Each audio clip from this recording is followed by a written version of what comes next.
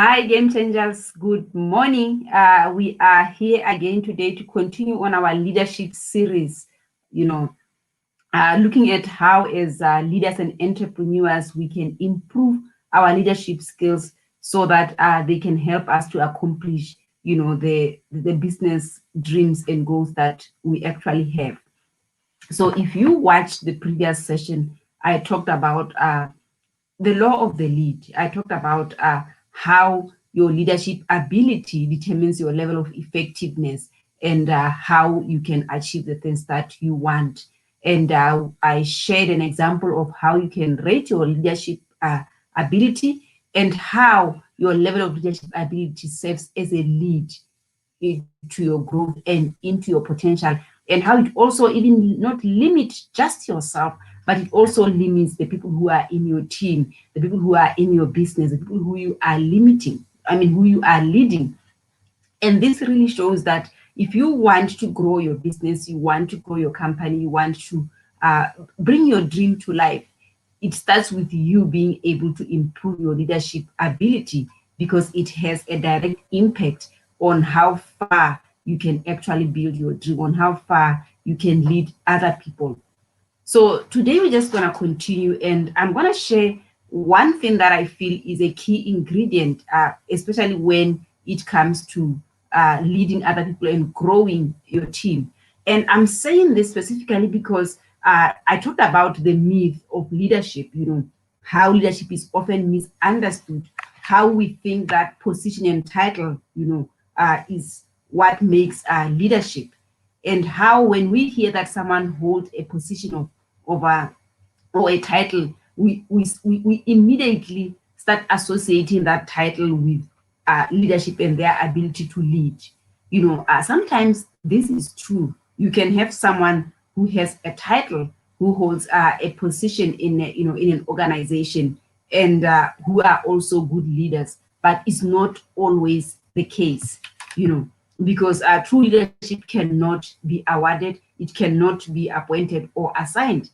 It comes only from influence, and that cannot be mandated. So this brings us to the second law of leadership in John Maxwell's book, The 21 Irrefutable Laws of Leadership, which is the law of influence. And it simply says that, influence is the true measure of leadership. Nothing more, nothing less. It's influence. How can you actually influence other people? So that is what we are going to look at today, and we are going to look into it and really see what would happen if you are not able to influence the people that you are leading, the people who are in your team. And in short, really what this means is that if you don't have influence, you will never be able to lead others effectively. If you don't have influence, you won't be able to lead others effectively. So this is where I want us to start from, looking at the law, the second law is the law of influence, which simply says that the true measure of leadership is influence, nothing less, nothing more. This is really packed. It's actually a packed law, and it's one of my favorite laws because I think for me, when I started out in personal development, I just wanted to improve my life, really. I just wanted to align my life to who I am. And that is what actually led me to quit my job as a lecturer at the University of Botswana, is because I realized that I didn't love what I was doing. So for me, I think I was craving, I craved freedom, I craved expressing myself and just being authentic. I wanted that deep fulfillment of doing something that I love, and that will give me the results that I want. So coming from a very humble beginning, where I found myself at one given time, all of us living in one round hut, here in Maung. I come from a big family. We were born 9, we lost 1, so we are 8. So, at one point there were about 9 to 10 of us in that one hut before we actually helped my mother to build the second hut that, all the kids moved into. So I believe that, that yearning of freedom of space, freedom of just space to have your own things. And for me, this was huge because I didn't grow up under that environment in Maung. I was raised by my grandparents, and they lived in Orapa. My grandfather worked there. So just they took me when I was 2 years old. I grew up in Orapa, and that's where I started my education. And I had my own bedroom. I had my own bedroom, my own bed, my own blankets, my own toiletry. I was used to just having my own things. I had that freedom of space. I had that independence. And all of a sudden, when I moved to Maung, all of those were stripped away. The freedom of space was stripped away. The freedom to have what I wanted, the food was kind of stripped away. The independence of knowing that this is where my toiletry bag is, this is where my blankets are, was quickly stripped away. So I believe it was that desire, for that freedom, that desire to kind of have my own things, have my own space, and live the life that I want, that drove me, to work really hard, at school, to excel, and to eventually, get a job, work, buy the things that my parents couldn't, my mother couldn't buy, do the things that I couldn't get when I was growing up. So I think that is where that yearning, that crave for fulfillment, that crave for freedom actually started, building in my life at such a very, young age. So it's the same thing that drove me to quit my job, because I realized that here I am, I have this good job, at UB. The salary is quite decent. It was decent by then, but I'm not happy. I don't love what I do. I'm not fulfilled. I'm staying away. My husband is in Maung, and I'm here in Gaborone. I have this child. I have a daughter who's not going to grow up having both, the access of both parents. So that's kind of what propelled me to quit my job in the first place. It was really looking, craving for this deep fulfillment and freedom, that I did not have. So that's what I did. I decided to quit my job. I went to Maun to start a business. But then I also realized that I've always had, this desire to encourage people, this desire to motivate people. And that kind of kept on, I kept on expanding it. And the more I was able to do the things that I wanted, the more I found, that passion to also share that. So really, my dream then became simple. My dream was to make a difference in people's life. But then the question is, how was I going to do that? I realized that it was just to inspire possibility, to share with people that what they want is actually possible. That you can actually do it. It's possible. You don't need to settle. You don't need to give up, settle for what you don't want. You can actually get out there and really do it. So that became kind of a thread that I kept on really sharing. A thread of saying what you want is possible. A thread of saying you don't need to settle. You don't need to compromise on your values. You can have that freedom. You can express yourself authentically, and you can still build the life of your dreams. So really, that is actually who I am, and that's what I live to get out there and make the things that you want happen without compromising who you are at core, without compromising your values, without compromising what you actually love. And when I started this, it was actually very subtle, because I could meet someone, along the way, encourage them when I hear what they're going through, or when I hear them getting frustrated, say, no, what, you can actually do it. And maybe sharing some tips of how they can actually do that. But this has actually evolved, over time. My dreams has actually evolved, that I now realize that I can't impact, one person that I meet on the street. So I need to find a way of expanding this influence. And I realized that as an entrepreneur by passion, who has never studied business and everything else, I realized people who needed my service most were they were entrepreneurs. They were people who own business out of passion, just like me, who didn't go through the formal business training like other people who has done that. So then it meant that now I really wanted to make a difference in leaders and business leaders' lives. So it would be entrepreneur, it would be business owners, because they will also be able to multiply, that difference in the people that they lead, in the people in their businesses. So really, what I want said about me, when I am dead, is that I made a difference in leaders and entrepreneurs' lives, and I help them multiply that difference, because that is what I want and that is who I am. And that difference is actually what I live. It embodies everything that I do. It embodies, feeling free and being true to myself, while I'm also doing the things that I love, while I'm also building the businesses that I'm building, so that they can give me the income that I need, to live that dream.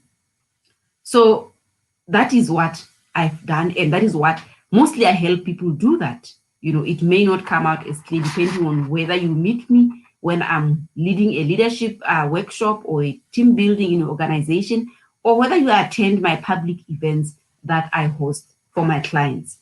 But really, it started with that small, simple yearning, craving, for freedom, craving for expressing myself authentically, craving for that independence, craving to have the things that I never had when I was actually growing up. So what I did is that I clarified my vision. And then I asked myself, how do I accomplish the dream?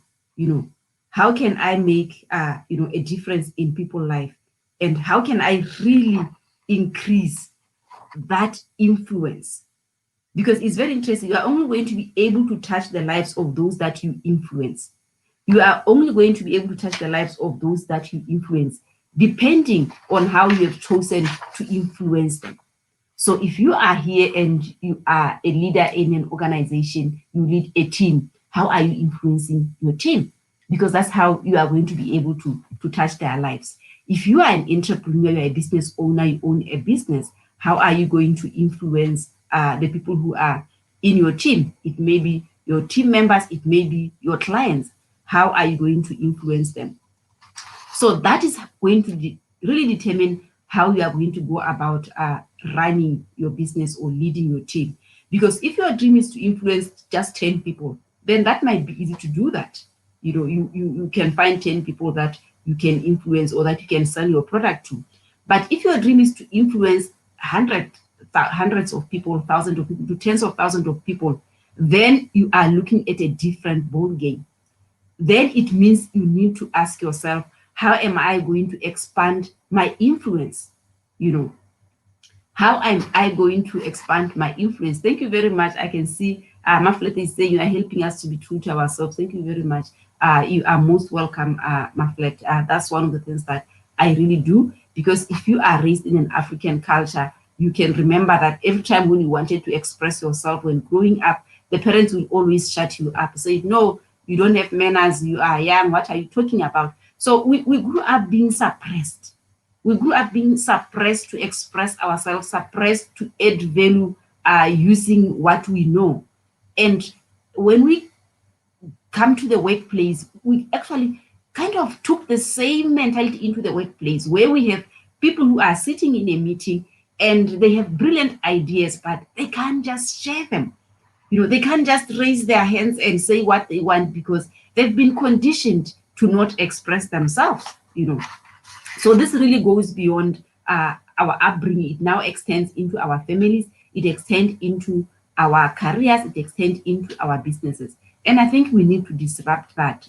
It's high time we really disrupt that and start empowering people to be true to themselves, to express themselves, when they have what they want to say. They should feel free to just say it without fear of being criticized, without fear of being told, shut up, you don't know what you are talking about.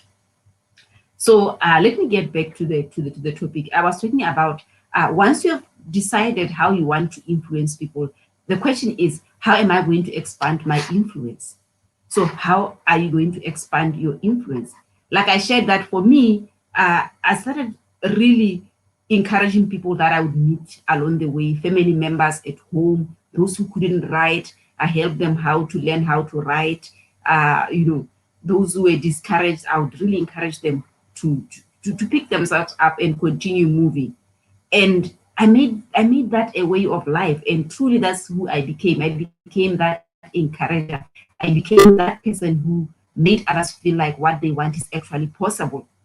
And then when I came back into my, I started then speaking. I started speaking in schools.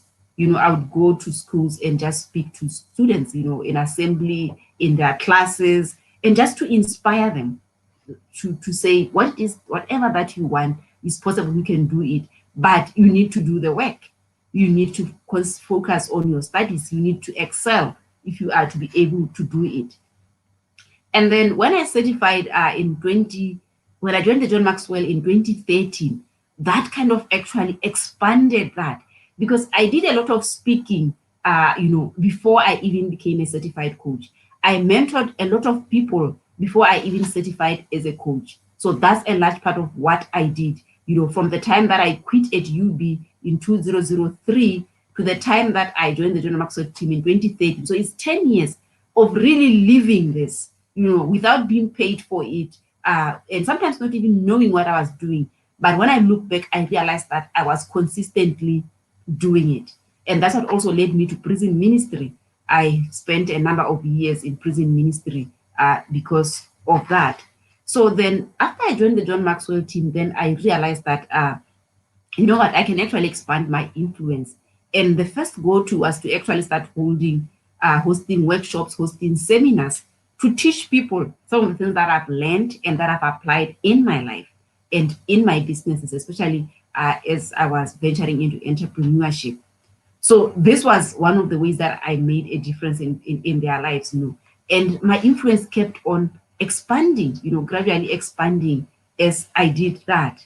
But then there is one aha moment that I got, is that, you know what, everyone is inspired. It's easy to inspire people. It's easy to show people that what they want is possible.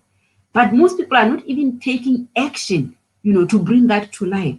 They are not doing anything.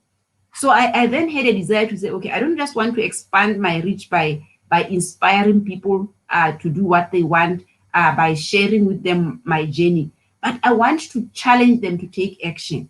And I want to be able to equip them, you know, give them the resources and the tools that will help them to implement on their dreams. And that is when I decided that I don't just want to become a speaker.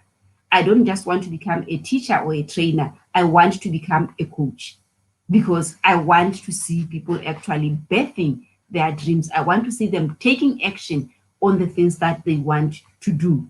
And this is where I always say that most of the time when we dream, we are just like fantasizing, we are imagining the things that we want. But you need to be able to bridge, you know, that dream, that magic of imagination with practical outcomes. And that is where, as a coach, I now come in.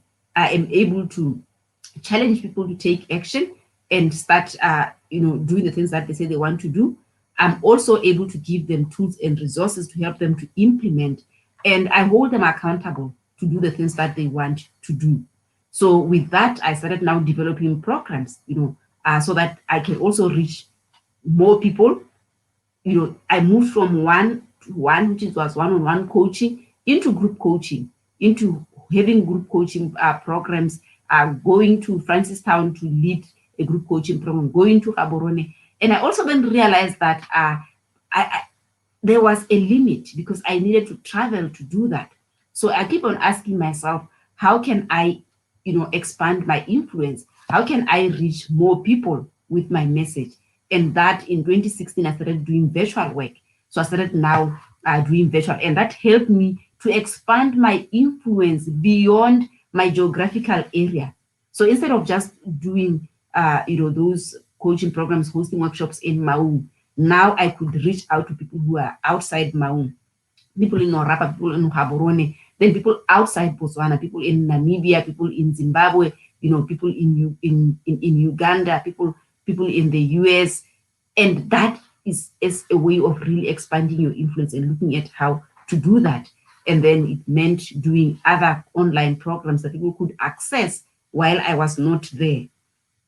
So really, and then while I was still running the shop, then I realized that as much as I have this vision and as much as I have this dream, my team is not able to catch the dream. They're not able to catch the dream. They're not able to execute. So I don't have the time because I'm always the one doing it. So really, then I realized that the second way of expanding my influence was to develop a team. So I had to develop a team to extend my influence. And I shared in the previous session that I had a staff complement of about 15 people in my retail store. And I started developing them. I started taking, the ones who were, helped me, the leadership team, the management team, into these conferences that I hosted, into these workshops that I led, so that I could empower them, to become better leaders and to become better managers. And I knew that if I have done that, then they will trickle it down to the entire team. And I also then started equipping my team, and the other who did not go for the trainings, I would definitely sit with them, show them what I want them to do, modeling, because most of the time we want to delegate, but we don't take the time to really show the people that we are delegating with to what they need to do. So we just give them the task and we look the other way. And when they fail to do it the way that we want them, we get frustrated, we get angry. But if you give yourself time to actually, equip your people, show them what you want them to do, then they will give you better results. So that is really what happened as I kept on, expanding my influence. And I started getting other opportunities of influencing other people, like training in organizations, instead of just coaching my individual clients. But, my passion is still in supporting entrepreneurs and business people. That is really what is my strongest passion. And then also to start developing, young people in terms of leadership skills, because I believe I didn't have that when I was growing up. So that's one of the things that I love to do. But like I mentioned with the shop, once you realize that you have a message that you can share, you have the influence, but then you need to have messengers to carry it. You need to have messengers to carry it.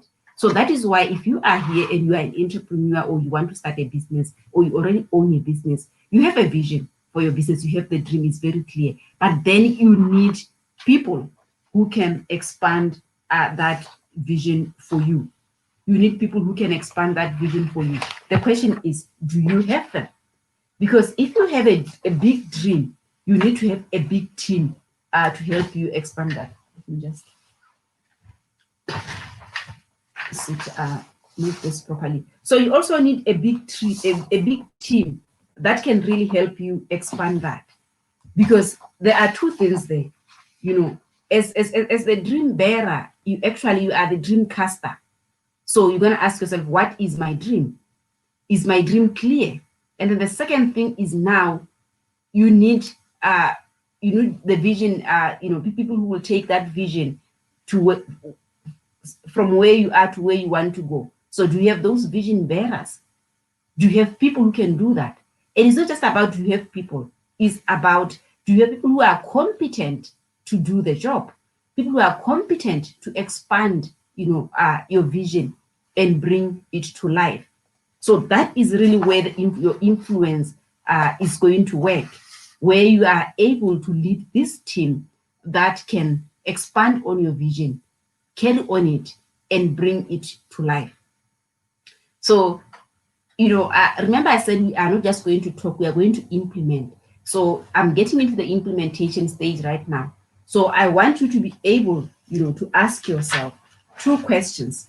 Ask yourself two questions. Is my dream clear? Is my dream clear? Do I have a competent team to help me turn this dream into life? Is my dream clear? Do I have a competent team to help me bring this dream to life? So you can do this if you have a team in your organization, or if you run your own business. Ask yourself if the vision of your business is clear, and if you have people who are able to help you execute on that vision. So that's what I want you to answer. this week. I want you to answer that. But then I want you to take a step further also. Ask yourself, if you run a business, if you're an entrepreneur, is okay, do you have a team? Do you have a team? So that's the first question. Do you have a team? Or do you need to start building a team? And then if you have a team, ask yourself, are the people in my team competent enough to carry this message that I have to the people? So last week we talked about law of the lead. You want to rate their level of leadership ability. Rate them. So if you have got between 7 to 9, in terms of leadership, you have your team members who are at a 7 to 9 in terms of leadership ability, then you want to empower them. You want to really empower them because those are the people who can advance your vision. And then if you have those who are at between 5 to 7, then challenge them to see things the way that you see them, telling them to up their game so that they can execute your vision. And if you have those who are 3 to 5 in terms of leadership ability, then I'm going to challenge you to find a way of letting them go. You're gonna have to rise up and decide that I want them to go. They have to go. Then you have to go so that you can then focus on developing these other ones who are now really serious, the 5 to the 7, and then you can develop them so that they can up their game and they are able to execute, on your dream. So that is what I really want you to do. I want you to ask yourself, is my vision clear? Is my vision or my dream clear? Do I have a team to help me execute on this vision? If I have them, are they competent enough, to become the vision bearers? Because you need those vision bearers. Are they competent enough? If not, you need to now decide, are you empowering them to bring them to your level, or are you letting them go? So it all starts with a dream. And that is why, most of the time I start with a vision board workshop. I help people clarify what they want. And then the next step would be to execute on that dream. And having a team, having a support system to help you is actually part of that. So if you are watching this today and you are maybe saying, you know what, I don't think I'm very clear on what I want. I don't think my dream is clear. Or I'm looking at my team. I think it's not where I want it to be. They are not seeing things the way that I see them. They're not getting this vision. I want to help them so that they can become my vision bearers and they can support the vision to bring it to life. Then you can comment below and inbox me. We can schedule a complimentary session to see how best we can help you either to clarify your vision, whether it's for your personal life or whether it's for your business as an entrepreneur or a business owner, or how you can then start empowering your team so that they can become competent in bringing your vision to life. Because otherwise, if you are not able to influence them to a level in which they can carry your vision and take it out, to your clients, take it out to the people that you want to impact, then you are going to have a hard time really building and growing that vision. So I went a little bit longer because I really wanted to explain this and give you examples so that you can sit down and look at yourself, look at your life, look at your business, look at where you are living in your organization, and see what it is that you can do to improve using the influence that you actually have. So thank you so much for watching. I can see Pamela said, I'm being ignited again. You are most welcome, Pamela. Thank you for attending. Thank you, Komonso. I can see Komonso there. Thank you, Luda. And this brings me to the end of this session. So I will end it right here, and I'm available to respond to your comments below this video. Thank you very much.